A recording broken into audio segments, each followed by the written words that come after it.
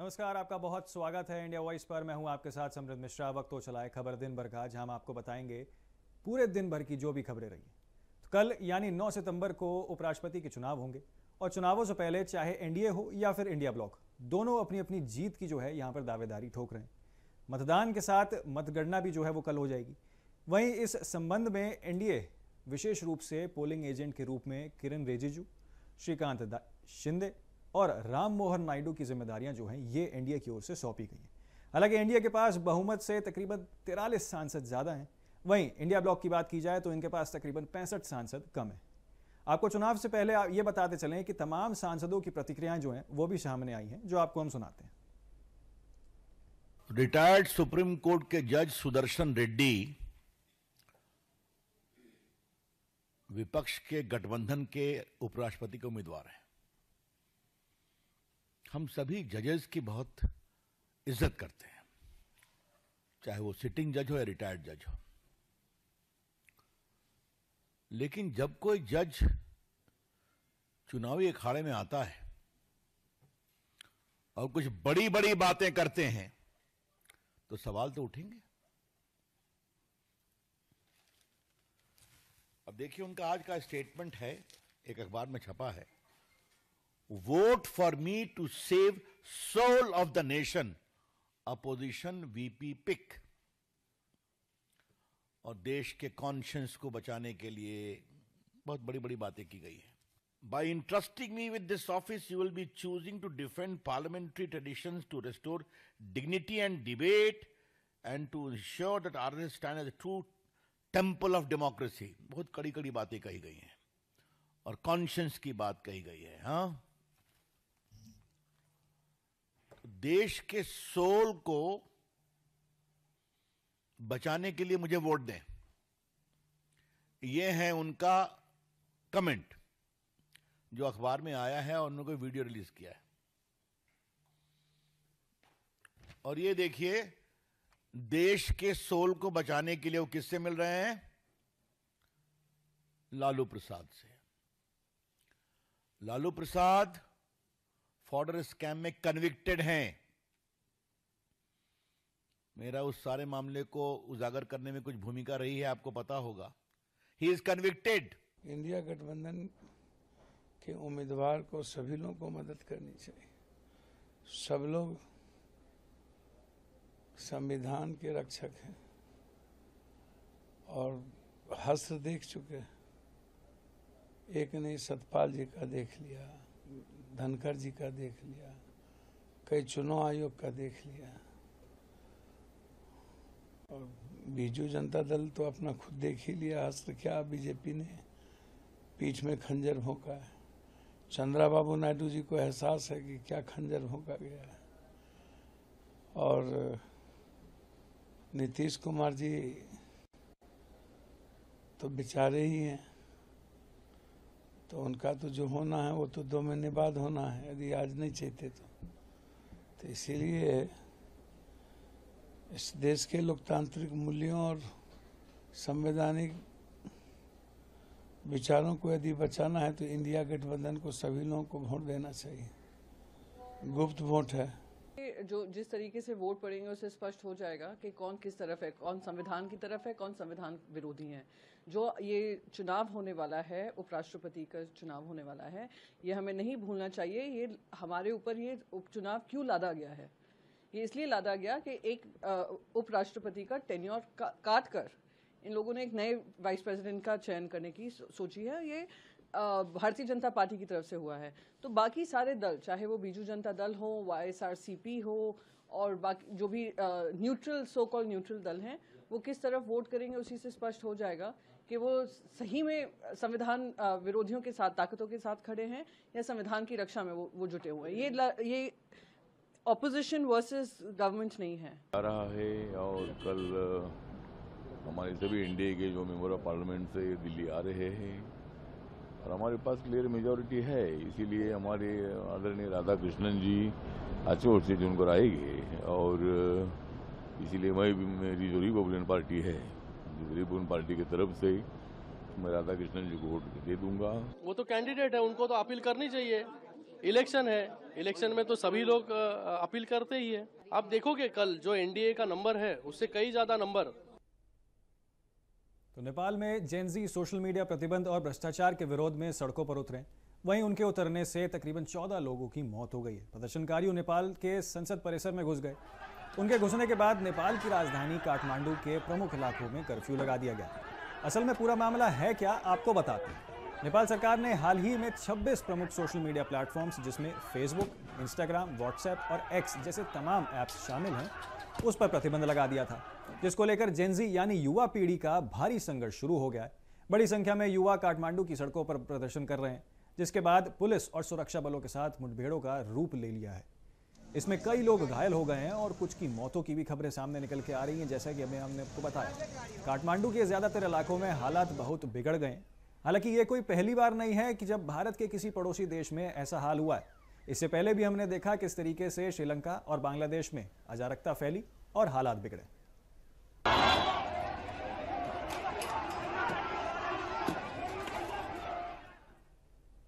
पंजाब में बाढ़ की स्थिति को लेकर देश के तमाम मुख्यमंत्री अपने अपने स्तर पर राज्य को सहायता प्रदान कर रहे हैं। हालांकि पंजाब के मुख्यमंत्री भगवंत मान भी अभी भी अस्पताल में इलाजरत हैं, लेकिन उन्होंने शीर्ष अधिकारियों के साथ अस्पताल के बेड से ही राहत और बचाव कार्यों की समीक्षा की है, जो कहीं ना कहीं दिखाता है कि किस तरीके से अभी भी पूरी सक्रियता से प्रबंधन का नेतृत्व जो है भगवंत मान के द्वारा किया जा रहा है। लेकिन बात अगर यूपी के सीएम योगी आदित्यनाथ की करी जाए तो उनके द्वारा आज सहारनपुर में उन्होंने फ्लैग ऑफ कर पंजाब के अलावा उत्तराखंड और हिमाचल के बाढ़ पीड़ितों के लिए भी राहत सामग्री भिजवाई है। वहीं राहत सामग्री के वाहनों को झंडी दिखाकर जो है उनको रवाना किया गया है। इसमें 48 ट्रक जो हैं वो शामिल हैं। पिछले 2 दिन से केंद्र सरकार के द्वारा हर संभव प्रयास प्रभावित और पीड़ित परिवारों को किए जा रहे हैं। एनडीआरएफ, एसडीआरएफ और फ्लड यूनिट से जुड़े हुए तमाम जो संगठन हैं, स्वयंसेवी संस्थाएं हैं और लोकल स्तर पर भी तमाम प्रकार के प्रयास हर राज्य सरकार के स्तर पर प्रारंभ किए गए हैं। लेकिन उत्तराखंड और हिमाचल प्रदेश पहाड़ी राज्य होने के नाते जीवन अत्यंत दुर्गम और संघर्षों से होता है। वहां पे आपदा पूरे जनजीवन को प्रभावित करती है और उन स्थितियों में अगर देश का कोई क्षेत्र किसी आपदा की चपेट में है तो अन्य राज्यों से जो सहायता कर सकते हैं, ये दायित्व तो बनता है कि वहां पर हम भी अपने स्तर पर सहयोग की राशि भेज करके प्रभावित और पीड़ित नागरिकों की सहायता के लिए कुछ हाथ बटाएं और उन्हें संबल दें। आदरणीय प्रधानमंत्री जी की प्रेरणा से उत्तर प्रदेश में सफलतापूर्वक बाढ़ प्रबंधन के कार्यक्रम को लेकर के उत्तर प्रदेश सरकार, एनडीआरएफ, एसडीआरएफ, पीएसी की फ्लड यूनिट, लोकल पुलिस, विभिन्न स्वयंसेवी संगठनों, व्यापारिक और सामाजिक संगठनों की सहयोग से जहां सफलतापूर्वक इन कार्यक्रमों को आगे बढ़ा रही है, वहीं उन पीड़ित नागरिकों को भी भरपूर सहायता कर रही है जो बाढ़ से किसी न किसी रूप में प्रभावित हुए हैं।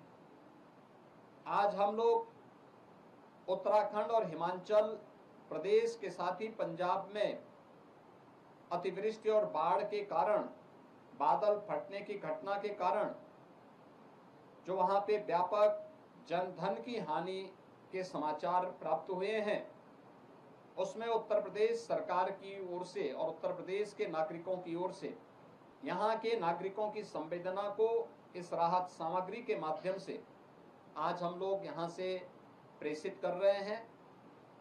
उत्तराखंड के लिए और हिमाचल और पंजाब के लिए 48 ट्रक हमारे यहाँ से रवाना अभी मैंने किया है।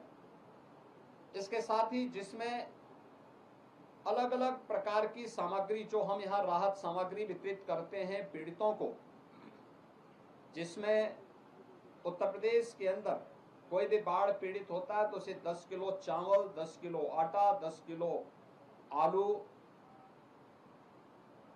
सूखा चना, भुना हुआ चना, 2 किलो अरहर की दाल, चने की दाल, चीनी, तेल, नमक, रिफाइंड तेल, नमक, मिर्च, मसाला, मोमबत्ती, माचिस, डिग्निटी किट, बाल्टी, ये सभी चीजें उपलब्ध कराई जाती हैं। और इस प्रकार के पैकेट बना करके जिससे वहां पर व्यापक पैमाने पे वितरित किया जा सके, इन 48 ट्रकों के माध्यम से आज हम सब यहां से भेज रहे हैं।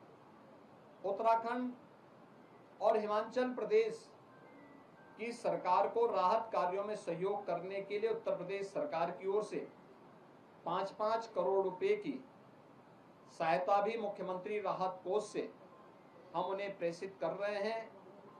ये सभी सामग्री लेकर के उत्तराखंड में प्रदेश सरकार के राज्य मंत्री कुंवर ब्रजेश सिंह जी और हिमाचल प्रदेश में राहत सामग्री और धनराशि लेकर के जा रहे हैं हमारे राज्य मंत्री श्री जसवंत सैनी जी। पंजाब में राहत सामग्री लेकर के जा रहे हैं हमारे सहारनपुर के विधायक श्री राजीव गुंबर जी। अभी ये ट्रक्स हम लोगों ने यहाँ से रवाना किए हैं, कुछ ट्रक्स यहाँ से और कुछ ट्रक हम लोग अभी हल्द्वानी की ओर से भी भेज रहे हैं, जिससे उत्तराखंड में आसानी से पहुंच सके। शेष हिमाचल और पंजाब के ट्रक्स यहीं से सहारनपुर से हम भेज रहे हैं, जिससे उत्तर प्रदेश सरकार की संवेदना और उत्तर प्रदेश के नागरिकों की सहानुभूति और शुभकामनाएं पीड़ित परिवारों के प्रति हम दे सकें। आज इसी कार्यक्रम के उद्देश्य से मैं यहाँ सहारनपुर में आया हूँ। बाढ़ पीड़ितों से भी यहाँ हम लोगों ने हालचाल लिया है और यहाँ पर आगे सर्वे के कार्यक्रम के भी आदेश दिए हैं। मैं इसी दृष्टि से यहाँ पर आया था। इन सभी कार्य को यहाँ से प्रेषित करने, उसकी निगरानी करने के लिए मुझे प्रसन्नता है कि यहाँ के स्थानीय हमारे मंत्रियों ने, प्रशासन ने, जनप्रतिनिधियों ने मिलकर के इस एक समय सीमा के अंदर इसको तैयार करके अभी आज उसे रवाना भी किया है। आप सबको भी इन कार्यक्रमों को आगे बढ़ाने के लिए और इस संकट की घड़ी में जो एक राष्ट्रीय चुनौती होता है, उस चुनौती की घड़ी में आप सब की संवेदना के लिए मैं आप सबको हृदय से धन्यवाद देता हूँ। प्रधानमंत्री जी भी वहाँ जा रहे हैं पंजाब के लिए। हाँ, प्रधानमंत्री जी का मार्गदर्शन हमेशा नेतृत्व पूरे देश को मिलता है और प्रधानमंत्री जी हमेशा जब भी कहीं देश के अंदर कोई भी ऐसी बात आती है, कोई आपदा, कोई संकट आता है, तो वहाँ पर न केवल सहायता बल्कि वहाँ स्वयं उपस्थित होकर के उन कार्यों की निगरानी भी करते हैं और उस क्षेत्र में वहाँ के नागरिकों के प्रति अपना पूरा सहानुभूति और सहयोग भी उपलब्ध है। चंडीगढ़ में हरियाणा के मुख्यमंत्री नायब सिंह सैनी ने राज्य में हो रही भारी बारिश के कारण पैदा हुई समस्याओं को लेकर वार्ता की है। उनका कहना है कि सरकार भारी बारिश के कारण हुए नुकसान की निरंतर निगरानी कर रही है, जिससे राज्य सरकार ने बाढ़ से निगरानियों में और नागरिकों को कोई कठिनाइयों का सामना करना पड़ रहा है। इसके लिए भी क्षतिपूर्ति पोर्टल जो है वो खोला गया है। आज तक के आंकड़ों के अनुसार आपको अगर बताएं तो देखिए, क्षतिपूर्ति पोर्टल पर प्रदेश के तकरीबन 2897 गांवों के तकरीबन 70,000 किसानों के तकरीबन 99,000 से अधिक एकड़ क्षेत्र का पंजीकरण जो है वो करवाया गया। मुख्यमंत्री नायब सिंह सैनी ने बताया कि सभी क्षेत्रों में राहत कार्य जो है वो निरंतर चल रहे हैं और ये बहुत दुख की बात है कि देखिए, मकान ढहने से प्रदेश के 12 लोगों की जान चली गई। इसके साथ ही राहुल गांधी के मलेशिया जाने पर मुख्यमंत्री ने कहा है कि ये तो इतिहास रहा है कि जब देश में कोई विपत्ति आती है तो कांग्रेस के युवराज देश से बाहर चले जाते हैं। ये भी अच्छा है कि कम से कम वो बाहर तो निकले, नहीं तो अंदर ही पड़े रहते। सुनिए क्या कुछ कहा है। पिछले 2 दिन से बाढ़ प्रभावित क्षेत्रों में मेरा जाना हुआ है। हम सब जानते भी हैं कि इन दिनों हरियाणा प्रदेश में भारी बारिश के कारण बहुत सारी समस्याओं से आमजन को दिक्कतें आई हैं।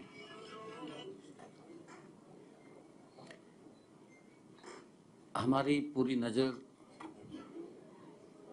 भारी बारिश के कारण हुए नुकसान पर निरंतर हम लगाए हुए हैं।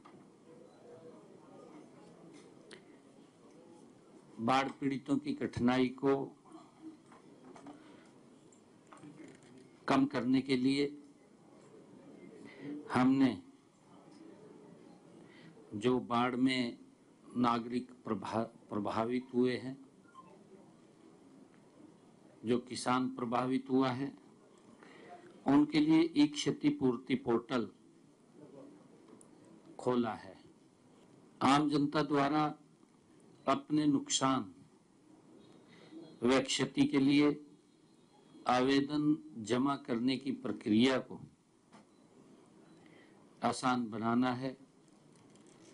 साथ ही प्रभावित लोगों को हुए नुकसान के समयबद्ध तरीके से सत्यापन और मुआवजे के वितरण की प्रणाली में ये पारदर्शिता लाना है। क्षतिपूर्ति पोर्टल पर प्रदेश में 2897 गांव के 1,69,738 किसानों ने 9,96,701 एकड़ क्षेत्र का पंजीकरण करवाया है। इस क्षेत्र के सत्यापन का कार्य जारी है। हमने बाढ़ व जल भराव से ग्रस्त क्षेत्रों में तुरंत राहत के लिए प्राथमिकताएं भी तय की है और राहत कार्य निरंतर चल रहा है। तत्काल हमने राहत उपायों के लिए जिलों को आरक्षित निधि के रूप में 3 करोड़ 6 लाख रुपए स्वीकृत किए हैं। इस राशि का उपयोग प्रभावित लोगों को भोजन, वस्त्र और विस्थापित परिवारों को अस्थायी आश्रम और तंबू, पशुओं के लिए चारा, पेट्रोल और डीजल व अन्य ईंधन सहित आवश्यक वस्तुएं, राहत सामग्री के परिवहन और ग्रामीण क्षेत्रों में जल निकासी कार्यों के लिए किया जाएगा। मुझे दुख है कि प्रदेश में इस भारी बारिश के कारण मकान ढहने से 12 लोगों की जान चली गई है। इनमें जिला फतेहाबाद व भिवानी में 3, कुरुक्षेत्र यमुनानगर में 2 और हिसार व फतेहाबाद में 1 व्यक्ति शामिल है। एक बहुत छोटा सा ब्रेक ले रहे हैं, जल्द लौटेंगे। आप बने रहिए इंडिया वॉइस के साथ। कोर्ट ने आधार कार्ड को 12वां पहचान दस्तावेज माना है। असल में सुप्रीम कोर्ट ने आदेश दिया है कि बिहार में मतदाता सूची के विशेष गहन पुनरीक्षण यानी कि SIR के दौरान आधार कार्ड को 12वां वैध पहचान दस्तावेज माना जाए। हालांकि आधार कार्ड को पहचान के रूप में स्वीकार किया जा रहा है, लेकिन कोर्ट ने स्पष्ट किया है कि यह नागरिकता का प्रमाण नहीं, यानी आधार की मौजूदगी से केवल पहचान सुनिश्चित होगी, लेकिन वोटर लिस्ट में नाम दर्ज करने के लिए नागरिकता प्रमाण की असल व्यवस्था बनी रहेगी। आपको बता दें कि SIR प्रक्रिया में पाया गया है कि लगभग 5% लोगों द्वारा जमा किए गए दस्तावेज ECI यानी कि इलेक्शन कमीशन ऑफ इंडिया द्वारा मान्यता प्राप्त 11 दस्तावेजों में शामिल नहीं है। इसका अर्थ है कि वे इस आधार पर मतदाता सूची में अपना पात्रता साबित नहीं कर सकते। पहले हटाए गए 65 लाख नामों में से 3 से 4 लाख नामों को वोटर लिस्ट में पुनः शामिल किया जा सकता है, यदि वे अब मान्य दस्तावेज जमा कर पाते हैं तो लगभग 3 लाख लोगों को उनके दस्तावेजों की पुष्टि के लिए नोटिस जो है वो भेज दिए गए हैं। लेकिन एक और मतदाता सूची में नाम जोड़ने के लिए 36,000 से अधिक लोग दावा भी कर चुके हैं।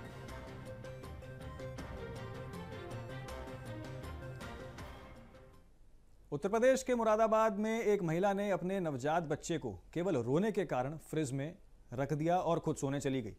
बच्चे के रोने की आवाज़ सुनकर घर में मौजूद दादी ने उसे फ्रिज से बाहर निकाला। वहीं जब दादी ने महिला से इस बारे में बात की तो उसने बताया कि बच्चा रो रहा था, इसलिए उसने उसे फ्रिज में रख दिया। ये सुनकर परिवार वाले स्तब्ध हो गए, और हो भी क्यों ना। पहले तो परिवार ने सोचा कि देखिए शायद महिला पर किसी तरह का ऊपरी असर है, इसलिए उसे झाड़ फूंक करने के लिए बाबा के पास ले गए, लेकिन उसका कोई फायदा भी जो है नहीं दिखा। लेकिन बाद में किसी के सुझाव पर परिवार ने महिला को शहर के मनोचिकित्सक यानी कि साइकेट्रिस्ट के पास ले जाने का फैसला किया है, जहां उसका इलाज जारी है।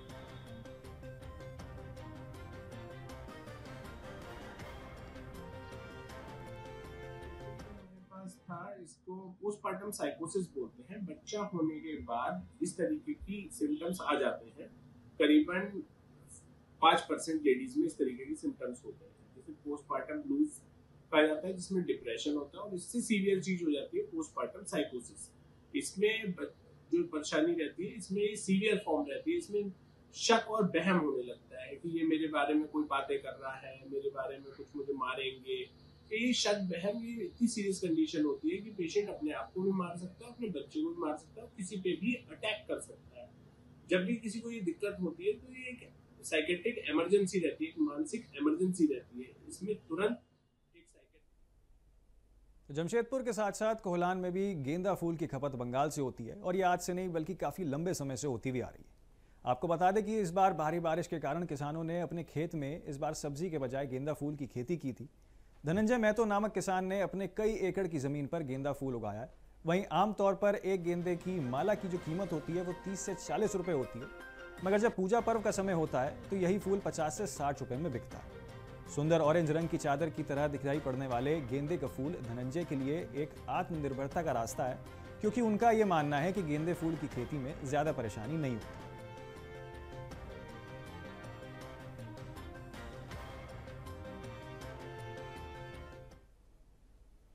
तो फिलहाल के लिए खबर दिन भर पर मेरे साथ इतना ही, लेकिन जाते जाते आपको एक छोटा सा संदेश, छोटे कदम भी बड़ा बदलाव जो है ला सकते हैं, इसलिए लगातार जो है निरंतर प्रयास करते रहिए। नमस्कार।